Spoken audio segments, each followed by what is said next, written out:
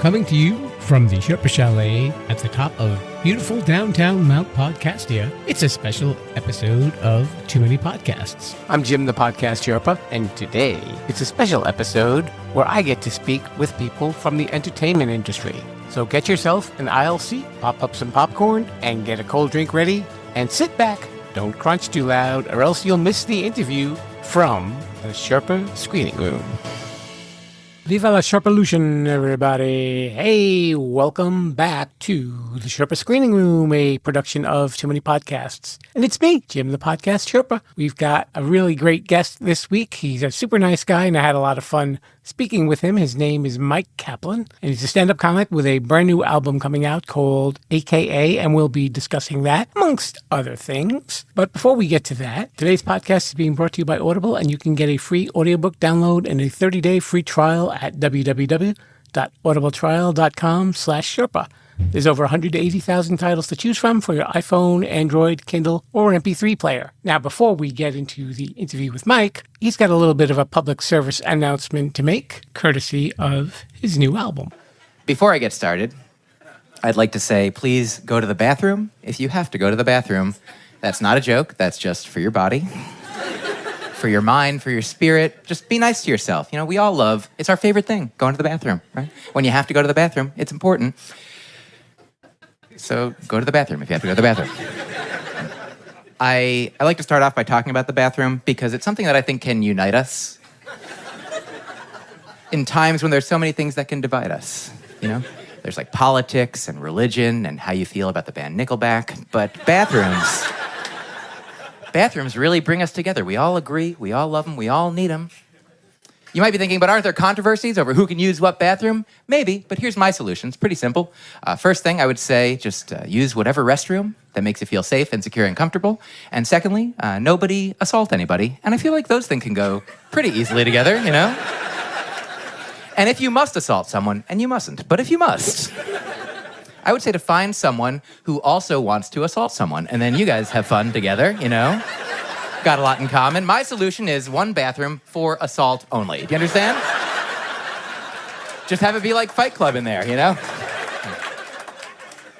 Hello, Rebels. My guest is a comedian, an actor, and a podcaster. He's been on The Late Show with David Letterman. He's been on The Tonight Show, Late Night with Seth Meyers. He's been on The Late Late Show with James Corden.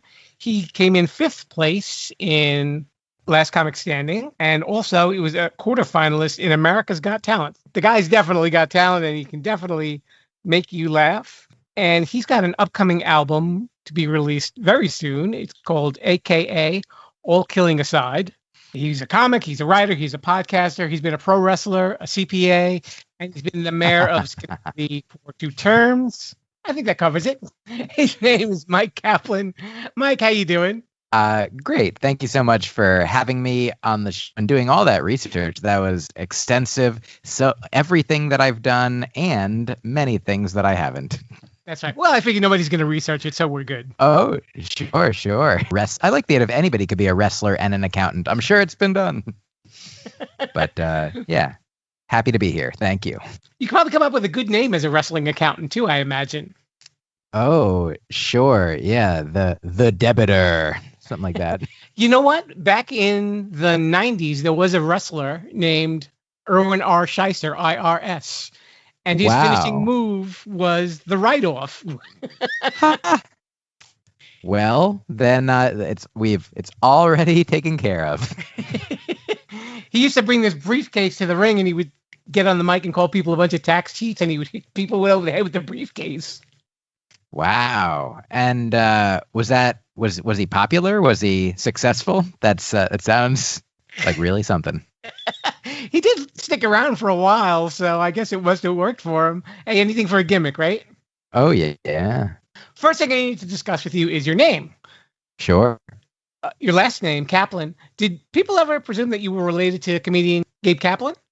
I can't speak to what people experienced on the inside, but I can tell you that depending on when it was and who and sort of what generation people are from, there's certainly, I can't tell you how many times, it's not like all the time, but certainly a good enough number that I don't know what it is of people asking me that and me saying I don't think so.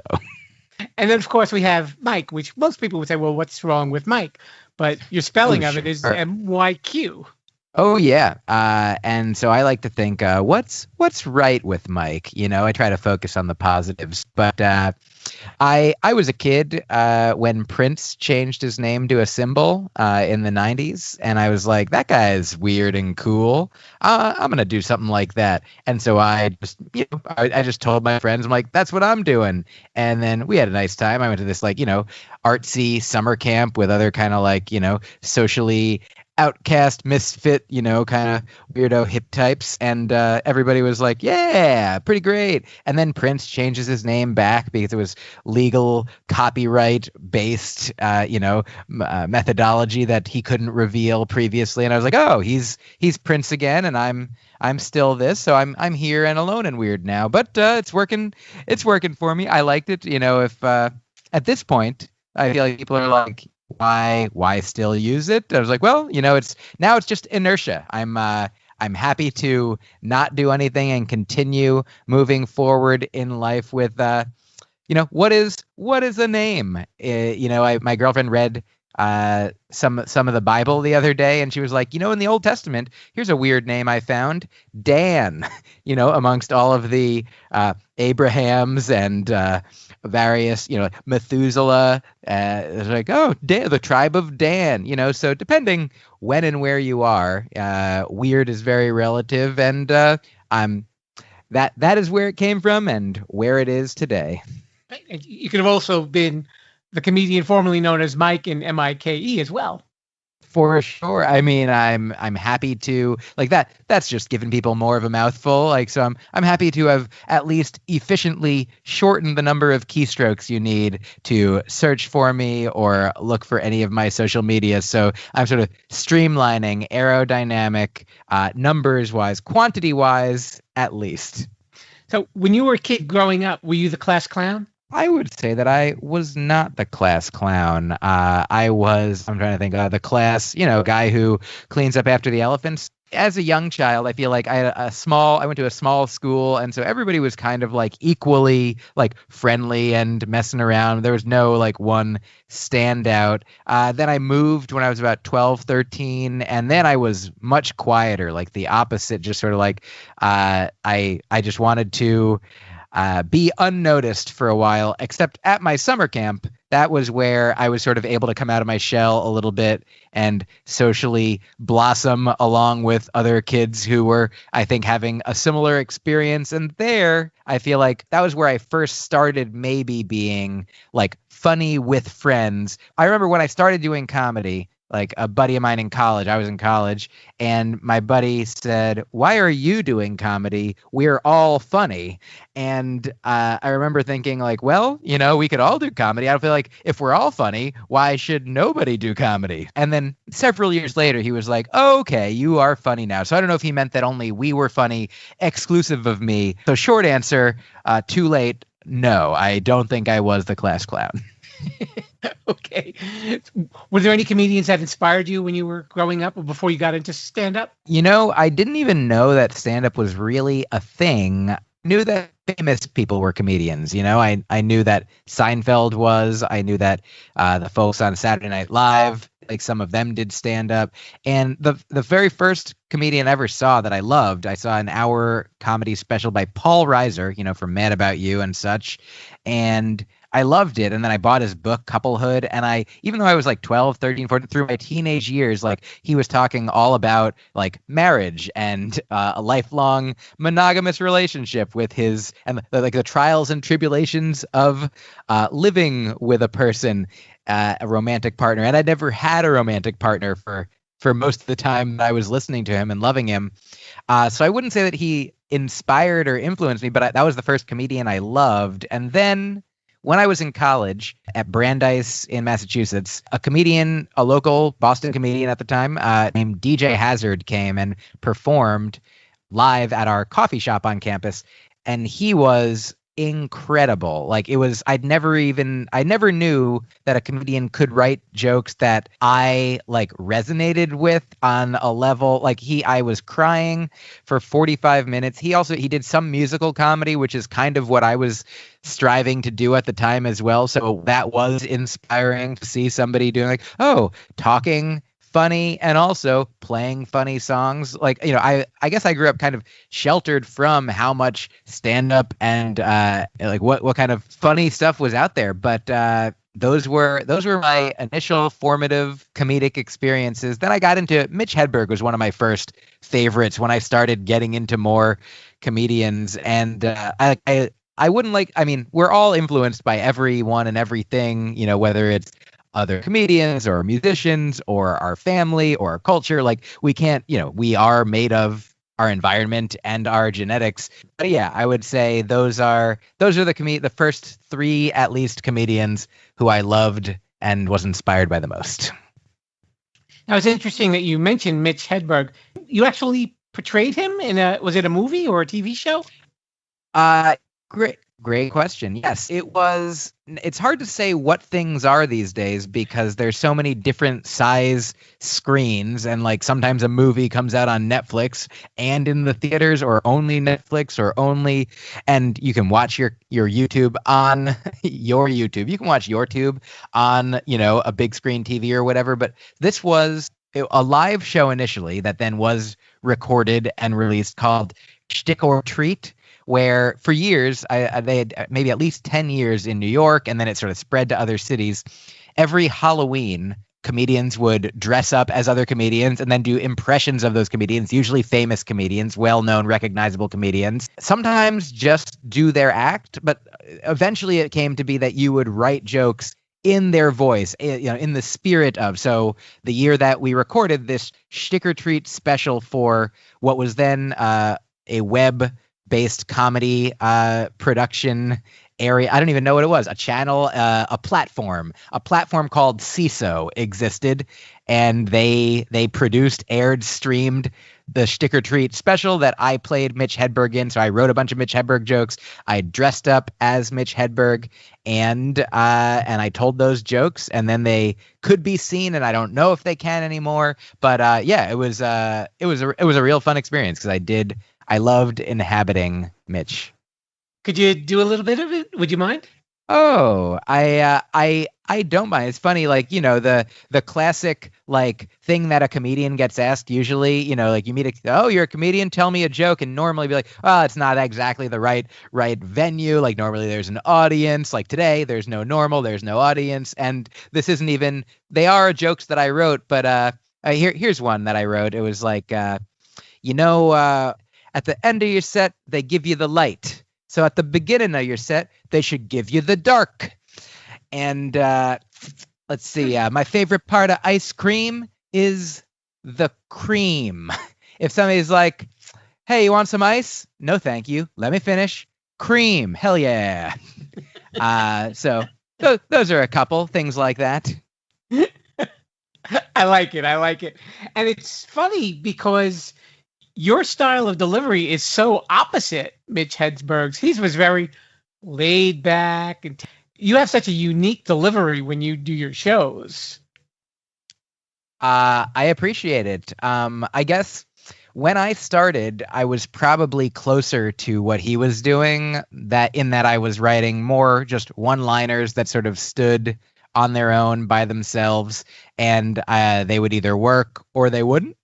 And then I'd try another one and then another one. And probably through fear of silence, I got faster and the jokes connected more. There was a lot going on, and I'm not afraid of silence, but I do like continuing to talk. So at this point, what might have once begun from, the silence of an audience not laughing being desirable to avoid has, evolved and headed me along the trajectory towards the not stopping talking method of delivering comedy that is what I do today. If for those of you rebels who are listening, and if you've never heard Mike, he's got a special called Small Dork and Handsome that was it's on Amazon now, and I know it was on Netflix a while back, and you can kind of get a feel for his style of delivery. And a lot of stand-ups, it's the big setup and then the punchline, but yours is like a bit of a setup, a story, a joke, a little more story, another joke, cross-reference, surprise. I like that. I especially like cross-reference surprise. That surprised me. Earlier on, I would have jokes that were just a setup and a punchline. And then sometimes, maybe the punchline didn't work as well. So I'd be like, write another punchline just in case. And then all the setup and the punchline would be the setup for the new punchline. And then just kind of keep adding as much fun to it as I could. Like once the setup and punchline worked, why not make the setup funnier if you can? And so some of it would be written in advance and some of it would be sort of discovered on stage through riffing in the moment and be like, oh, well, now it goes like this. So every joke can have as much fun in it as possible while hopefully not tangenting too far from the initial point, or if so doing, eventually coming all the way back around, or I do like closing parentheses. It's a desire of mine that, like, certainly in the shows that I've recorded, like in the new album, AKA, like there's some jokes that start and don't finish until much later in the set, but I do like to assure everyone that I will finish everything that I've started, unless I forget, and then I might not. Okay. Talk a little bit about AKA. I know you did it at a Scottish festival 2 years ago. I did. So I recorded my last album in 2016.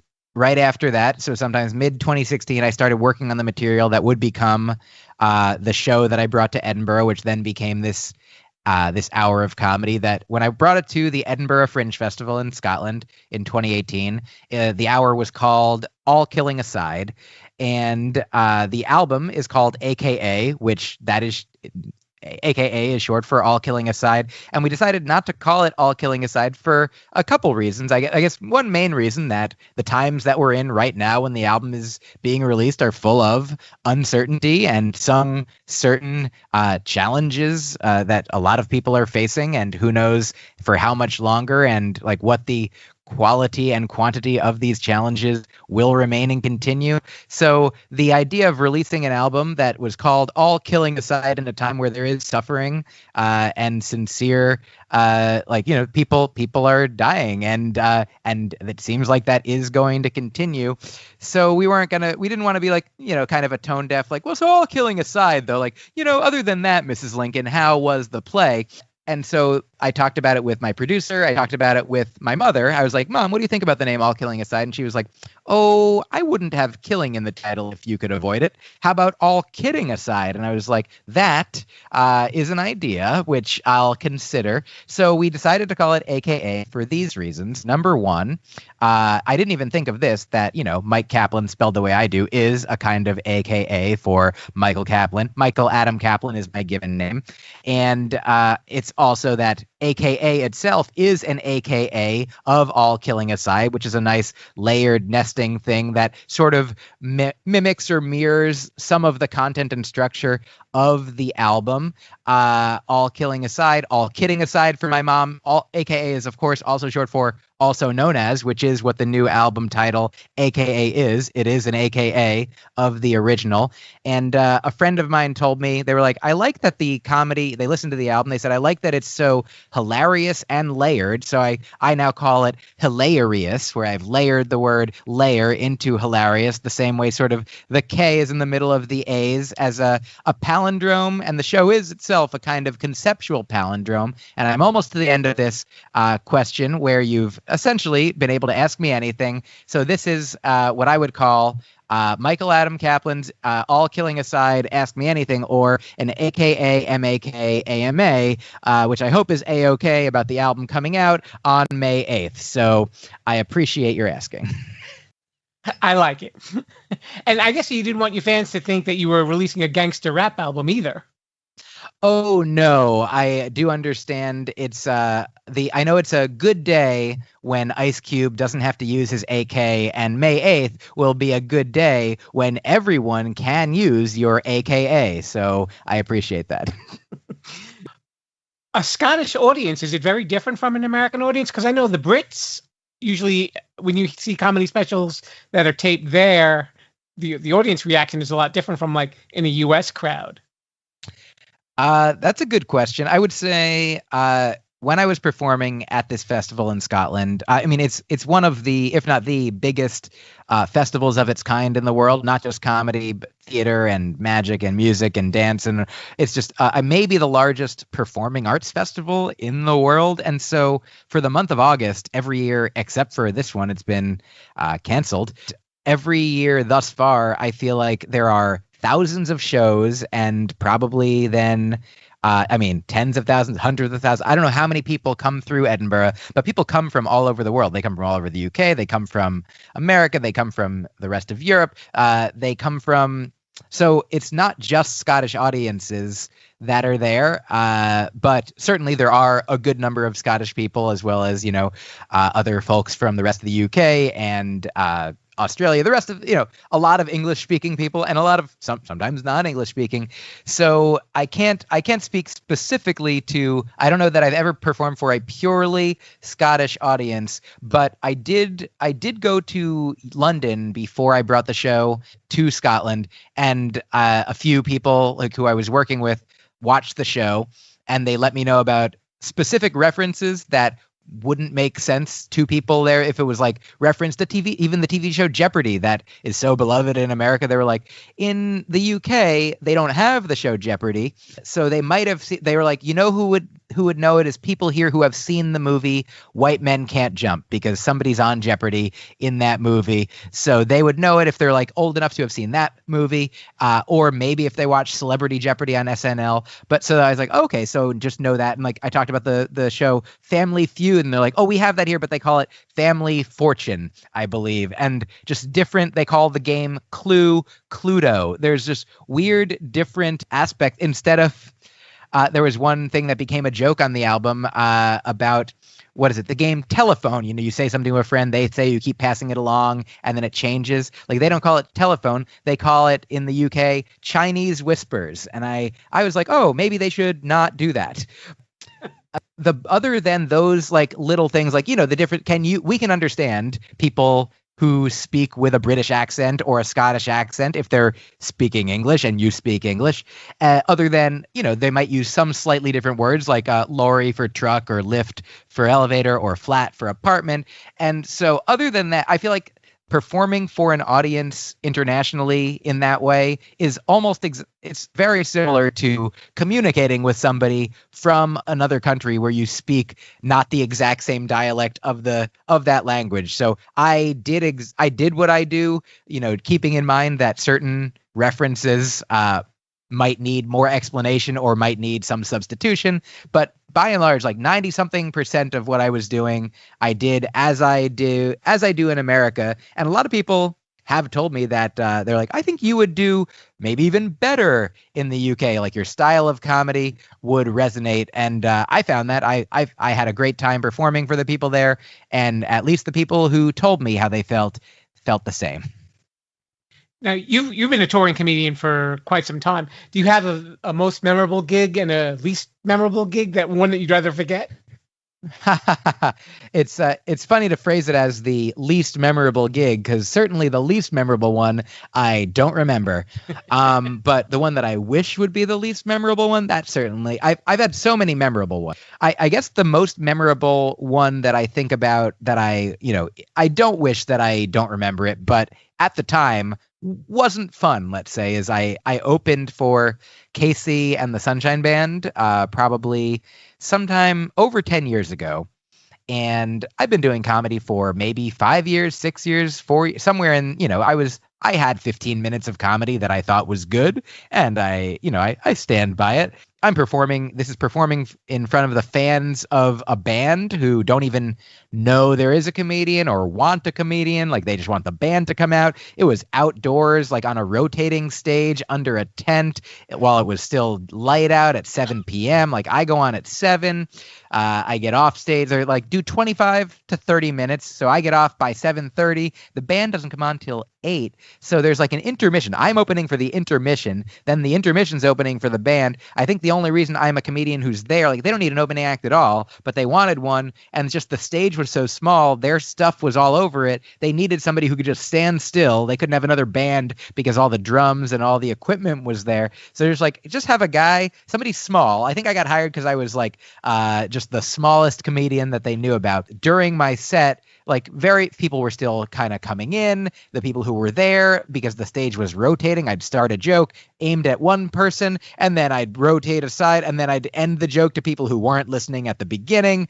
And a little girl gave me a thumbs down, which is like a harsh heckle, but at least a silent one, which was nice. Other people, I feel like, were now. I've told this story a few times, so I don't know if they were actually yelling, "Get down tonight," but that was the message, that they wanted me to get down off the stage and or have their band come and play "Get Down Tonight." And so throughout this 25 to 30 minutes, at about, I'd say, the 23-minute mark, I gave them I was like, I'll offer you a deal. I will, I'm here contractually obligated to perform for 25 to 30 minutes. And it's almost 25 minutes. So if you, for the last several minutes, if you settle down and don't yell things out anymore, if you just let me do my comedy for the next few minutes, then I'll be gone, which is what you want. I'll be gone sooner. But if you don't settle, if you don't stop yelling at me, then I'll stay for the full 30 minutes. And I thought that was a nice deal to offer them, and they did not accept it. So I think I did about 29 minutes, and, you know, I think I got $400 for it at the time, which if you had told me, hey, would you like to get into a Casey and the Sunshine Band concert for free and be yelled at by strangers for 25 to 30 minutes for $400, I'm like, $400 for 25 to 30 minutes of, you know, they're not hurting me. And in some ways, they've given me this rich experience to remember forever, even if I didn't want to. So I don't regret it. I'm grateful for it. So that's what I would say. I guess in some ways, maybe that is the most memorable and the one that I wish was the least. But of course, the opportunities that I've had to perform on Conan's shows, on Letterman, on all the late night shows that I did, you know, people who I saw like when I was growing up and be like, oh my God, like this is the one of the dreams of getting into comedy. Like, I mean, I love comedy just to get to do comedy. Like doing comedy is one of my favorite things to do for its own sake. And then to get to do comedy on the show of a comedy hero. I've opened for some of my favorite comedians at like Carnegie Hall. I've opened for like, I've opened for Maria Bamford and Patton Oswalt. And I've like have met so many like Emo Phillips, and I met Mitch Hedberg. I opened for Stephen Wright once. Like these are all, if I could keep going and like I've been doing comedy for 18-ish years, and there have been so many wonderful, memorable experiences that I don't want to take up all your time tooting my own experience horn, but thank you for asking. It's fun to remember those things. And also this is a very memorable experience right now, Jim. Thank you very much, Mike. Why don't you talk a little bit about your podcast, Broccoli and Ice Cream? Sure. So I've been doing it for about 2 years now. I release at least approximately one episode a week, sometimes more, like 4 or 5 a month usually. My guests are comedians often, but this past week I had on the borough president of Brooklyn, whose office reached out to me. And in this quarantine time, we did like a Zoom call and did a podcast. And he was a fascinating man. He had just an amazing life story. So I like to talk to, anyone who I'm a fan of, or a fan of what they do, an artist, a musician, a friend, an activist, a scientist, an author.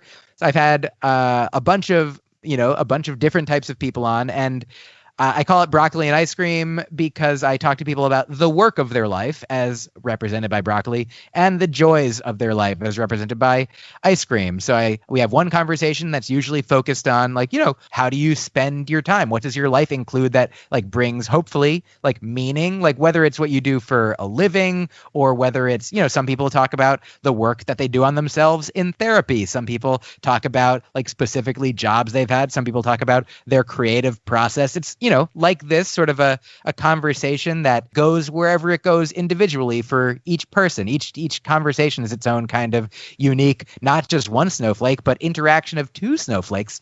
And then I release a separate episode that is often the ice cream portion of things, the joy portion of things, where I ask people about when they're not working, how do they spend their time that brings them peace or calm or joy? Often they'll ask me what I do, and I talk about, I don't know, I meditate, I play music, I record music, I read, I walk, I engage with my girlfriend or good friends. I like writing, whether it's comedy, music, or just messages to friends, like talking to my family, my beloved, chosen and or like logical or biological family.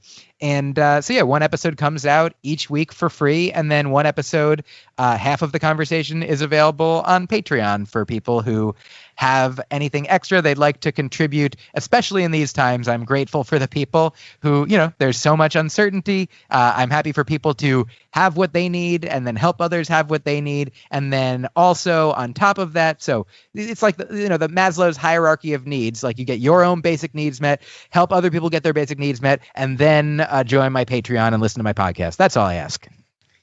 I listen to a lot of podcasts, and the podcasts hosted by comedians, you seem to fall right into it very naturally. I mean, the conversation part is easy for you, but is it weird because there's no audience there and it's just really just a conversation? Great question. Especially in these times, we're recording this while sheltered in place and there are no live audiences anywhere, but there are comedy shows happening over Zoom, over Google Hangouts, and all these different sort of programs and functions. And sometimes you get to be able to hear the audience if their mics are unmuted, but sometimes that could lead to just like cacophony because everyone is equally potentially loud. So sometimes you don't hear the audience, and it is, compared to live performing comedy, like talking just to, into the ether, into the void, without getting the response back that you are accustomed to in your comedy. It ends up, these shows sometimes are more like performance art piece, stream of consciousness, like podcasts, essentially. And so I would say now podcasts have been a good practice for doing comedy in the age of the coronavirus. But to answer your question more directly, which, I'm sure I could have done initially, but what fun would that have been? More for some and less for others. Performing isn't all that I do, and a podcast is certainly, it is entertainment in some ways. It is, to be consumed in a way, to be viewed or listened to, at least, of course. But it isn't a performance the way that like comedy, stand-up comedy performing is often, it can be thought of as a dialogue where the comedian says something and the audience says laughter. And then that goes back and forth, whether or not there might be crowd work or potential interactions with actual audience speaking sentences, words, communicating other than laughter. A podcast is, as we're having here, I mean, sometimes it's an interview. Sometimes it's more of a back and forth conversation where both people are like a conversation in real life. Like, I mean, I get on the phone with my friend, my best friend, Zach. Zach Sherwin is a comedian, a rapper, a creator of The Crossword Show, a fantastic live show experience that when live shows come back, I recommend checking out as soon as possible if you are where it is. But Zach and I talk almost every day. When we talk, we have some tropes of our conversation, of our structure of communicating is like we want each other to share whatever is new or pressing or challenging or exciting, like whether it's personal or professional or emotional or spiritual. Sometimes if one of us has need, we'll talk the whole time. Sometimes, and the other person will just graciously listen. Sometimes if we're both like, hey, things are well, we'll go kind of back and forth. Like, oh, here's a fun new thing. Here's a fun new thing. Here's a meaningful thing. Here's a meaningful thing. Like not like a literal tit for tat. We don't have like a chess clock going, but there's sort of a metaphorical chess clock going. I can't speak for all comedians, but for myself, I love communicating with my friends.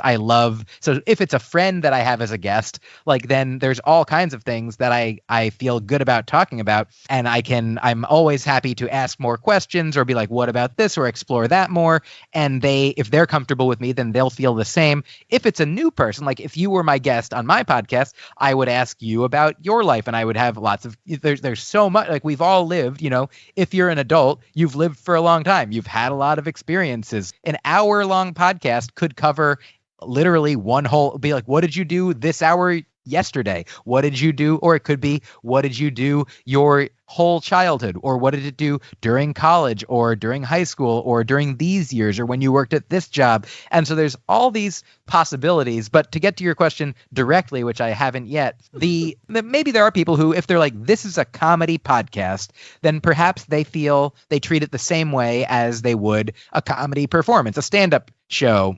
But for me, I'm a comedian and I have a podcast, and if I had to categorize the podcast, which sometimes maybe iTunes makes you, like maybe I would say that comedy is one of the categories, but I don't feel like, because it's not a performance, because it's not stand-up comedy, I see it as a separate thing.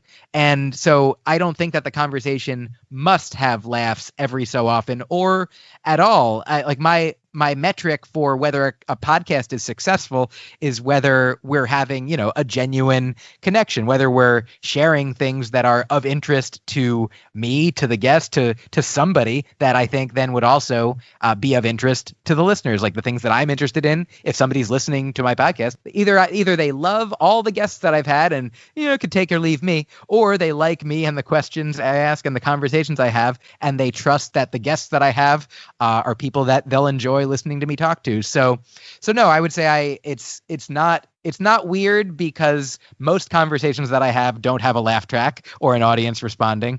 And so there's no specific pressure other than when I've done a few times live podcasts, and then when you're doing the podcast in front of an audience, then it becomes kind of a weird morphing between a stand-up show or a comedy show, a live performance, and the conversation that I would normally have with people, where I might feel more like, oh, there hasn't been a laugh in a while. Is that okay for this audience? Does this audience think there are supposed to be laughs? Like if it were a stand-up show, which even then, George Carlin, the most influential comedian, according to many, some of his comedy, there's long stretches in between, there's poetry until, a crescendo and a punchline, where he could just be going off on a political rant, a finely tuned, finely honed, well thought out, beautifully crafted, poetic, political rant, but not everything that he said was comedic, even though it was part of